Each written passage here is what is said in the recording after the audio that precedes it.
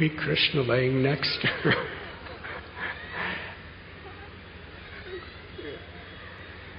Can you imagine waking up and finding baby Krishna? Nanda and Yashoda, Jiva Goswami explains, previously they had no children. And because they were the leaders of the whole Braj Bhumi, Braj means a community that is moving about, wherever the best place for taking care of the cows. And everyone in Gokul, they were yearning for Nanda and Yashoda to have a child.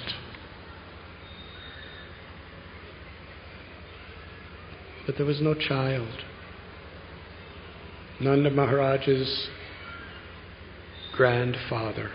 his father, Parjanya, Krishna's grandfather, he was performing pujas and prayers for Nanda Maharaj to have a child.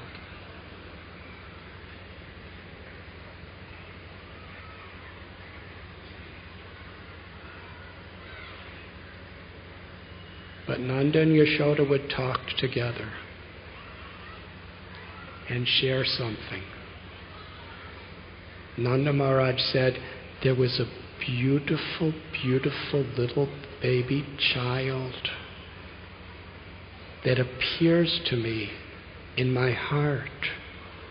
Not exactly a dream. It's something very real. He has a complexion like a dark monsoon cloud, and he has beautiful, beautiful lotus-like eyes. And his lips like the bimba fruit. When they smile, it completely conquers my heart and my mind. I'm in love with this child. And Yashoda Mai, she said, I'm also seeing that same child. He's appearing in my heart.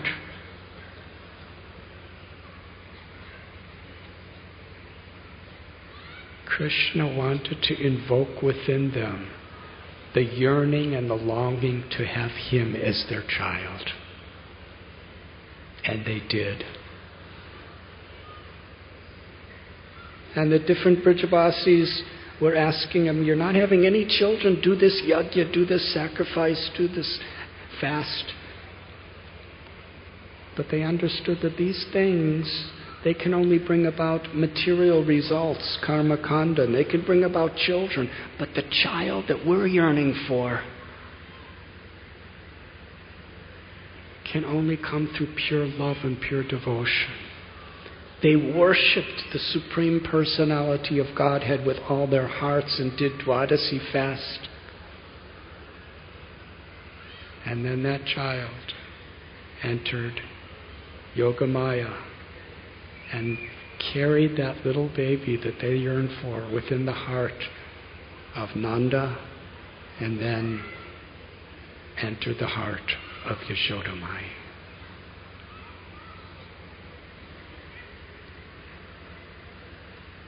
So on the day of Nandotsav, in the early morning, Yashoda Mai, she gave birth and went to sleep. And didn't, because of Yoga Maya's influence, she really didn't know.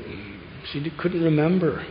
She just woke up, and there was the most beloved object of her praying that revealed himself in her heart as a newborn infant baby laying beside her. She embraced the child. He was born with beautiful, fully grown, long hair curling around his moon-like face. She gazed in his face, and he gazed in her face. And her heart flooded with motherly love. The motherly love of the spiritual world. And here this newborn little infant so small, so soft, so totally, apparently vulnerable and fragile, is the absolute truth. The source of Mahavishnu, Garbhodakshai Vishnu, Kshirodakshai Vishnu, the source of Narayan, Narasimha, Varaha, the source of Shiva, the source of all the universes and all of creation, the intelligence of the intelligence, the strength of the strong, the creator, maintainer, and annihilator of all existence. And he doesn't know how to talk. He doesn't even know how to crawl. He's just laying helplessly looking at Yashoda, like any child would look at mother.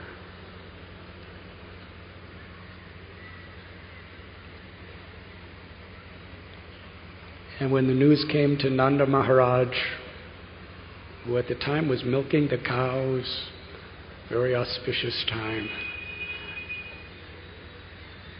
and one of the, I believe it was a Brahmin lady who came by Rohini Devi's direction to inform Nanda Maharaj. But as soon as Nanda Maharaj saw the tears of enthusiasm, excitement, and happiness in that lady, he knew that his child was born. She didn't even have to tell him. He just started giving her gifts. And Nanda Maharaj, he was so excited. He didn't know this child was God. He was beyond that. He would walk a few steps and fall down in ecstasy, and then he'd walk a few more steps and fall down. He didn't even know where he was going. And then he finally came to Nanda Bhavan in Sri Gokul Mahavan.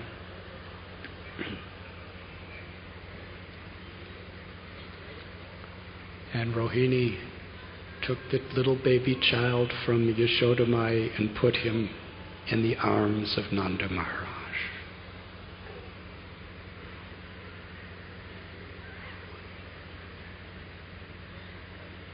And there was a glorious festival. It was a festival of the heart. It was a festival of love. You see, the nature of spiritual relationships, in the true sense, is there cannot be envy. Spiritual relationships, we are truly well-wishers. When we see someone getting the blessings of the Lord, we become greatly happy. When we see someone getting blessed, that is our great joy. From the heart of the hearts, the love of the Brijabasis was being expressed to celebrate the good fortune of Nanda and Yashoda. And you see, because they were celebrating the good fortune of Nanda and Yashoda, Nanda and Yashoda's good fortune became their good fortune. This is a very subtle secret of spiritual psychology. When we actually celebrate how someone is getting Krishna's blessing, it becomes our blessing.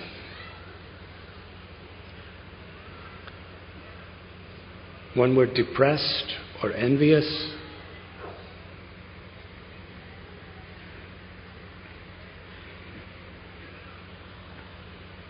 then there's no real spiritual connection. We've lost what is potentially ours. When we appreciate when a devotee is blessed or gets success, we actually get the benefits. even though we don't want it. It naturally comes. If we appreciate someone's accomplishment in Krishna consciousness, just by our appreciation, we may actually get more benefits than the person who's done it. Because Krishna is so pleased when we appreciate what's good in bhakti. So everyone was absolutely joyful. There's no such thing as a celebration like this in the material world, where everyone's hearts are completely, totally united with joy because this little baby boy is born to Nanda and Yashoda.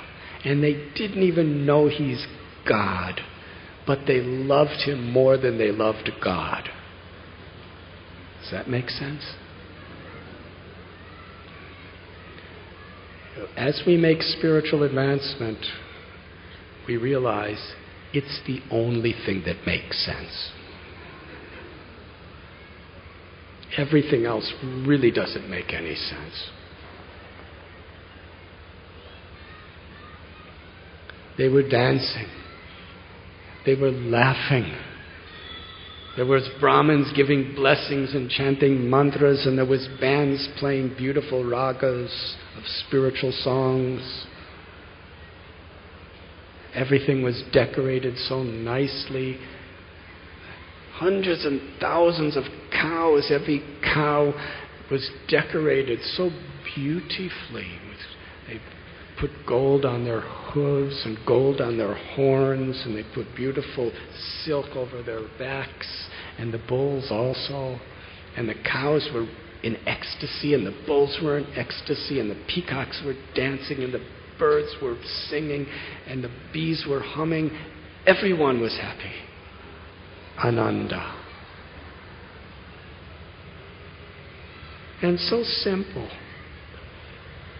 They were taking care of cows, so they had some dahi and some ghee and milk, and they were mixing them with different colors, and they were throwing it on each other as offerings of love. It wasn't a battle. It was an offering of love. And it was just so wonderful.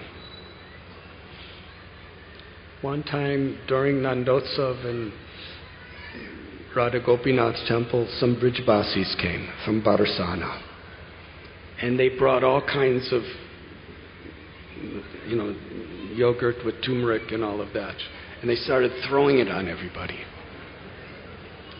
And they were really happy. But it took us weeks to clean the walls and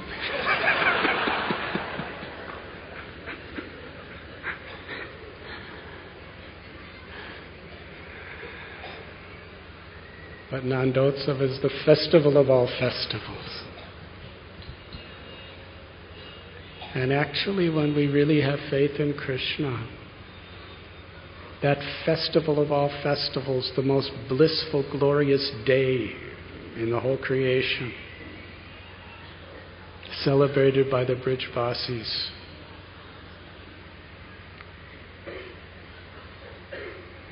we have a chance to celebrate it too. And actually, it was on that day of Nandotsav that Srimati Radharani and her beloved Sri Gopinath sent His Divine Grace Srila Prabhupada to take birth within this world on Nandotsav of 1896. He came to the world especially to bring that community of joy.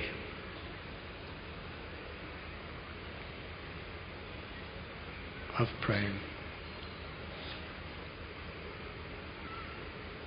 After this wonderful festival, Nanda Maharaj had to go to Mathura to pay tax to Kamsa. See,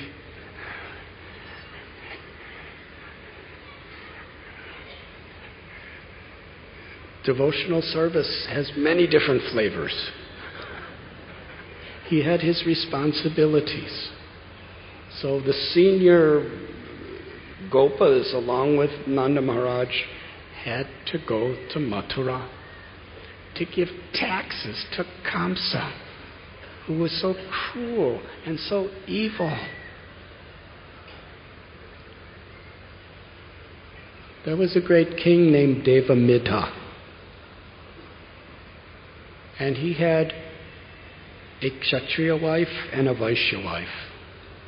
And from the Kshatriya wife, Surasena was born. And from the Vaishya wife, Parjanya. And Surasena became one of the great kings of Mathura.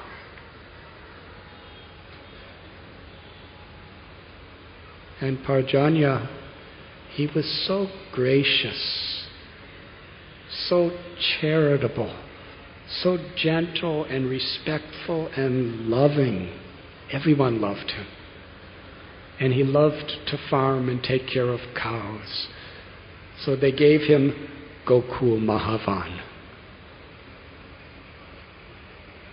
And he had 5 sons: Upananda, Abhinanda, Nanda, Sanandana, and Nandan.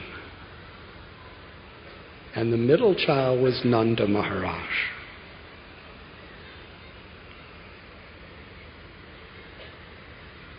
Surasena gave birth, and among his children was Vasudeva. So Vasudeva and Nanda Maharaj were related, and they were best of friends. And here Nanda Maharaj has to go to pay taxes to Kamsa, who has put his own cousin, brother, and dear friend Vasudeva in prison with his wife Devaki for years, and slaughtered 6 of their children. While he was in Mathura, he met with Vasudeva. And Vasudeva was asking, "How is your child?" He didn't tell him that I actually brought your child. It's actually my child. But he was so concerned for that child. And he told Nanda Maharaj, "I think you better go back to Vrindavan, to Gokul very soon." And meanwhile, Kamsa did a bad association. He called upon Putana. She was a mystic yogi. But after she got her powers, she became so corrupt and evil. She could change her form to any form she wished. She could fly in the sky by sitting on a branch of a tree.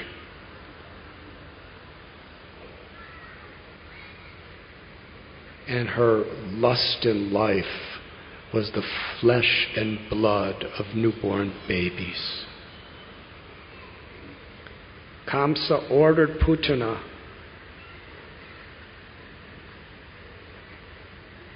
because Yogamaya, when she appeared in the air before Kamsa, when he was about to kill her, she said, "You are a fool, Kamsa.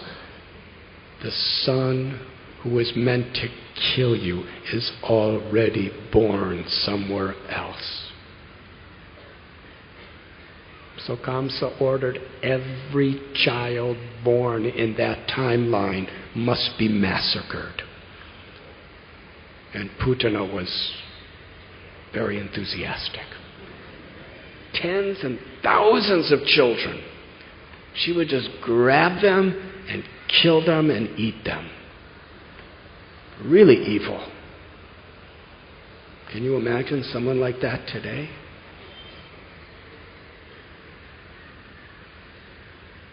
And she came while Nanda Maharaj and the leading cowherd men were away, she entered Mahavan.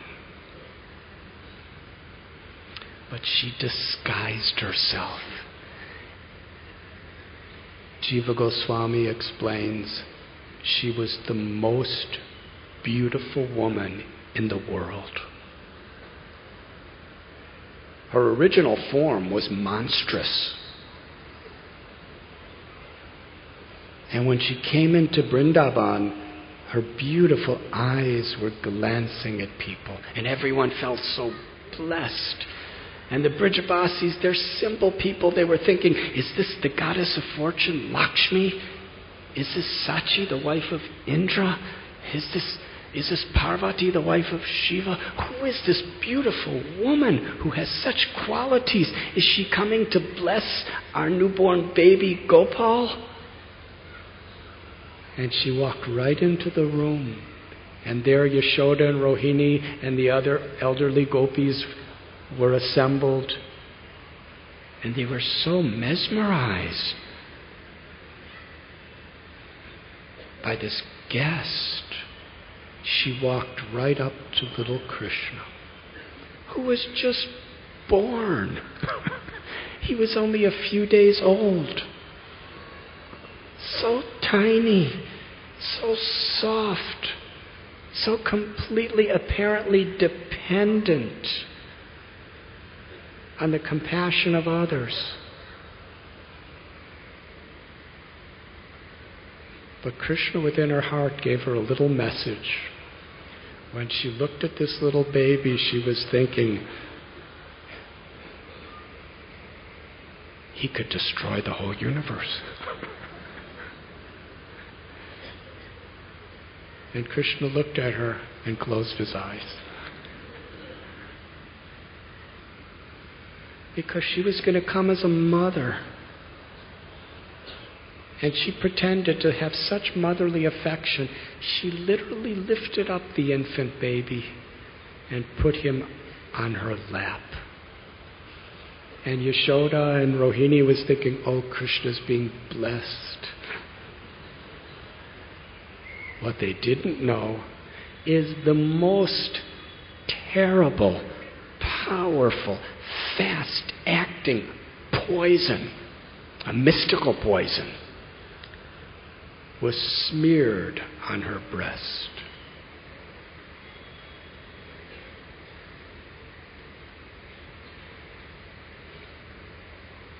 And she took little Krishna.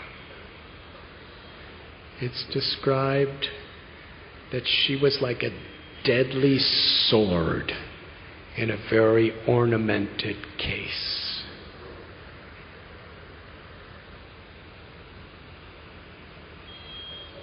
She looked like an elegant jeweled necklace, but she was actually the most venomous serpent. And she pushed her breast in little baby Krishna's mouth. And Krishna's lips were so soft and so small and so reddish. And he just started to suck.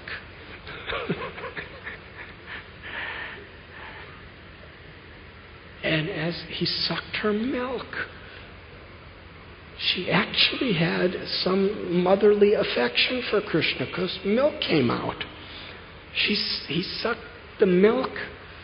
He sucked all the poison. He sucked all of her anarthas, all of her sins, all of her cruelty, all of her lust and anger and envy and arrogance and greed and illusion. He sucked it all out of her. And then he started to suck her very prana, her very life. And this was becoming really painful. So she tried to rip Krishna away from her. But little Krishna, with his tiny little lotus hands, his fingers. Have you seen the fingers of a newborn child? They look like if you just breathe on them, they'll break. That's what Krishna's fingers looked like. But he started to squeeze. And it caused her such immense pain. She actually resumed her original form, which was gigantic. And she was screaming. It was a deafening roar. Child, leave me, leave me. And with all of her mighty, mystical power, she was trying to take Krishna away. But Krishna just kept sucking and squeezing. And by Krishna's own will, even though he was on her, he dragged her to run into a forest. And it was very strategically planned.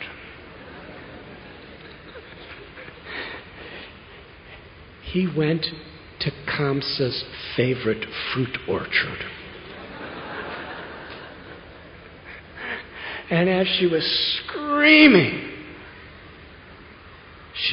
he sucked all her life out of her, and she fell to the ground.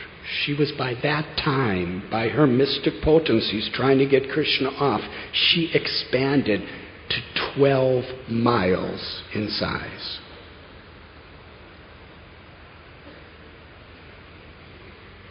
Now recently I was in California and I met this person, and he was 7 feet tall.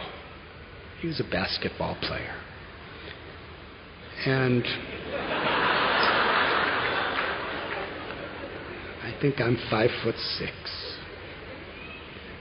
And when a 5'6" person looks at a 7-foot person, he really looked gigantic. Well, Putana was 12 miles in height. And he fell down and completely destroyed all Kamsa's fruit trees. Krishna can serve so many purposes simultaneously. And meanwhile, Yashoda Mai and Rohini and all of the other gopis and the gopas who were assembled, when they saw this gigantic witch screaming with little tiny baby Krishna on her, they were in absolute fear and anxiety.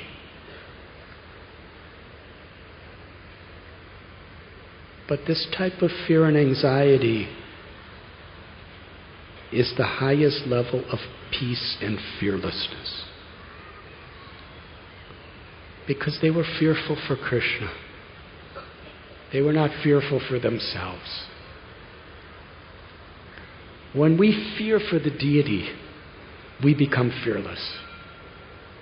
When we fear for the Vaishnavas, we become fearless. Higher than being fearless is to fear for Krishna. Because in the sense that we're discussing now, that fear is based on pure love.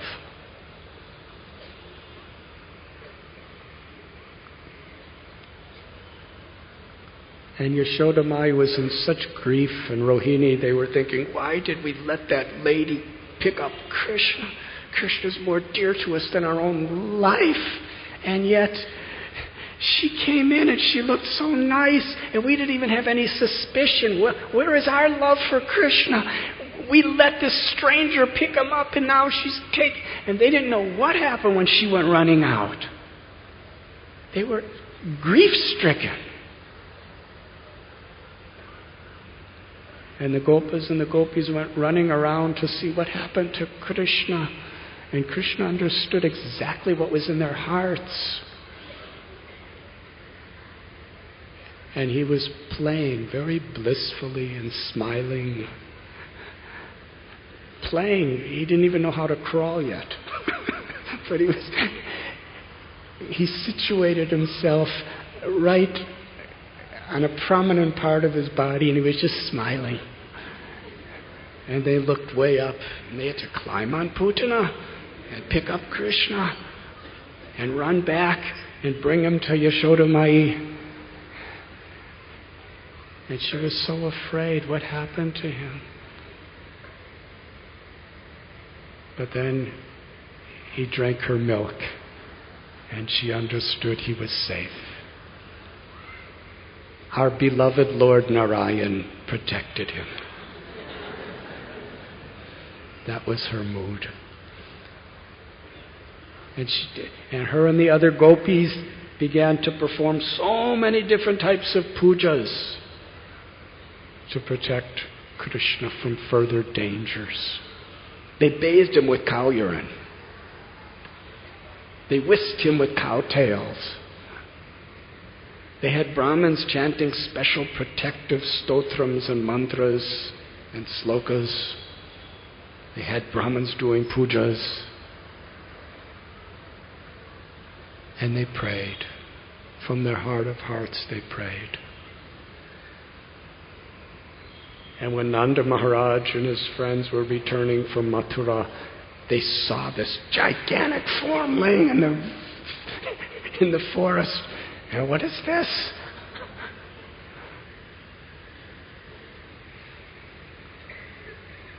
And the gopis told them exactly what happened. So she was taking so much space that they chopped her body up and burned it. And the smoke that came was the most intoxicatingly attractive incense. It was so sweet. Because Krishna touched her. And that Putana, because she approached Krishna with motherly affection, as a mother, even though it was mixed up with so much other stuff, those few seconds of pain took away all the other stuff, and all that was left was her motherly love, and Krishna accepted it. And she died remembering Krishna at that moment. And her soul attained the spiritual world for the most loving service as a mother for Krishna for all eternity.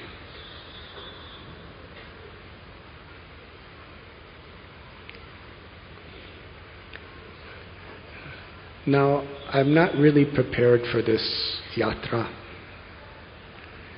So what I'm going to do, at least for a while, is when I tell a story of Krishna, share a memory from Lord Chaitanya's pastimes along with it. Do I have your permission? Because we're celebrating Lord Chaitanya coming to Vrindavan 500 years ago.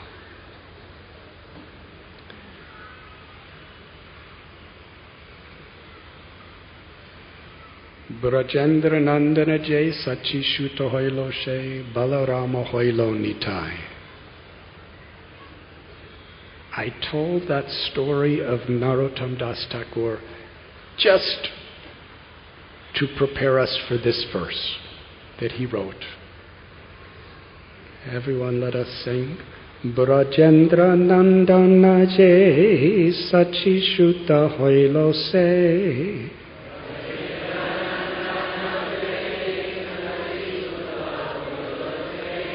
Balaram Hoilo Nitai. That the son of Nanda Maharaj, Sri Gopal Krishna, appears as the son of Sachi, Nimai. Nimai is the name of Lord Chaitanya when he's a child, because he was born under a neem tree. And Balaram appeared as Lord Nityananda.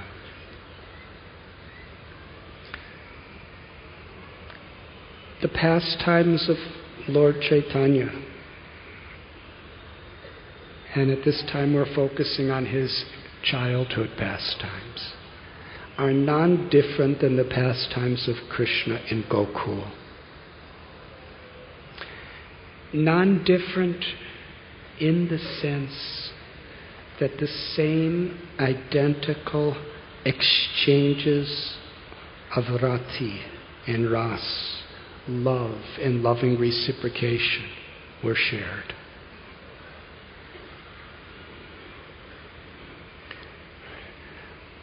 When Putana manifested her form and ran out into the forest, what was the anguish of Krishna's parents and all of his relatives? But you see that anguish, they were totally absorbed in Krishna. Sometimes even in our lives, in this world, difficulties could really get us absorbed in Krishna.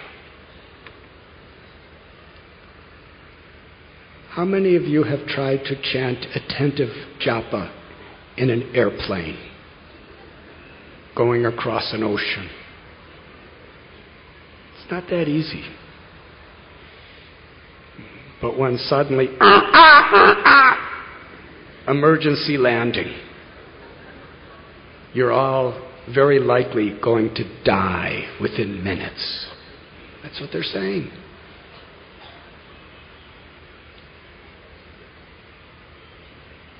If any of you have been in an experience like that, I have, you're not falling asleep. Really attentive japa. Absolutely attentive japa. Really attentive. And you're really humble. If you want to be more humble than a blade of grass, then be on that airplane. Because there's nothing you can do to save yourself. Even if you're a billionaire. Even if you know 10 million slokas. Even if you're a GBC. There's nothing you can do. It's an emergency landing. And they're telling you you have to get down and your head has to go between your legs. And then you hear all the luggage going. And then you're going toward the airport and you're seeing all these about 25 ambulances and fire trucks waiting for you. And everything's shaking. And all of a sudden you hit the ground. And you bounce up about 200 feet. And then you hit the ground again and bounce up. And this is a 747 jet. And there's nothing you can do except chant.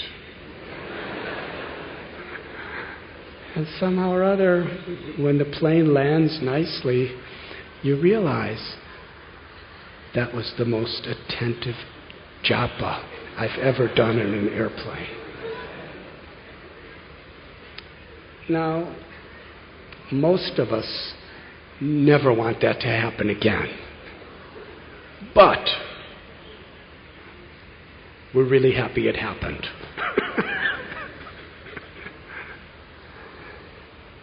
So when there's fear and anxiety, it really absorbs us.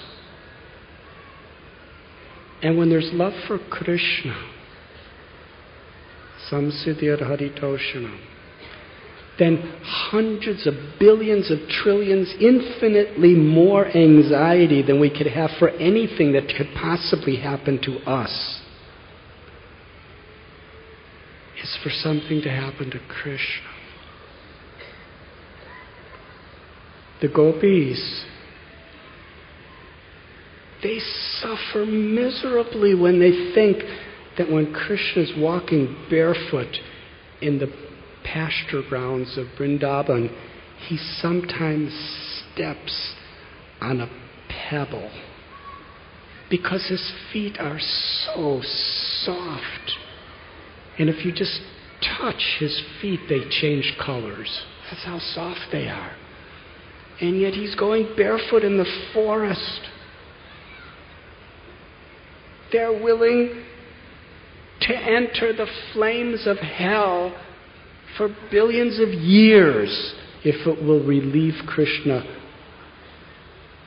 from the pain that may come by stepping on a pebble. That's their love. It only can make sense for someone who loves.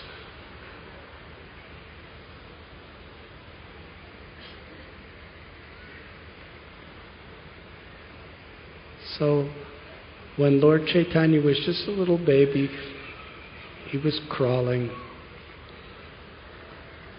It's described in great detail in Sri Chaitanya Bhagavat. Just in front of the house of Jagannath Mishra and Sachi Devi, Lord Chaitanya saw a gigantic serpent coiled up. Now he's just a little baby, and he's just learning to crawl. And he crawls right up to that serpent and lays down on top of his coils. And the family sees this. And as far as they could see, this is a poison snake, a huge snake. And he has gigantic fangs or teeth. And his body could just squeeze that child to death, and he could eat that child within a second. So the whole family's in the same anxiety as when Krishna was taken away by Putana. They're beside themselves in grief, but they're feeling totally helpless.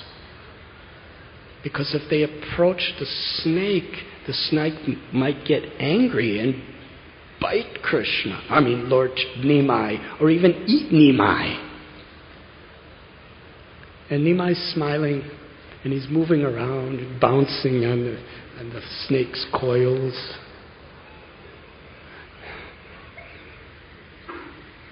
Don't just hear this, but hear it. Hear it means feel it. What is Sachimata, the mother, thinking? She would be willing to be eaten by that snake in a second if it would save Nimai. But if they even come one step close to it, the snake might get angry and bite him.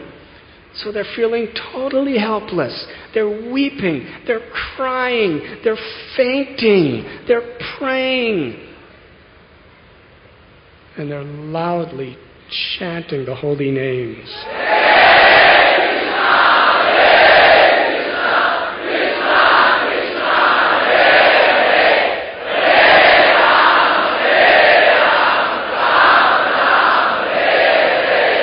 Totally helplessly crying out the holy names.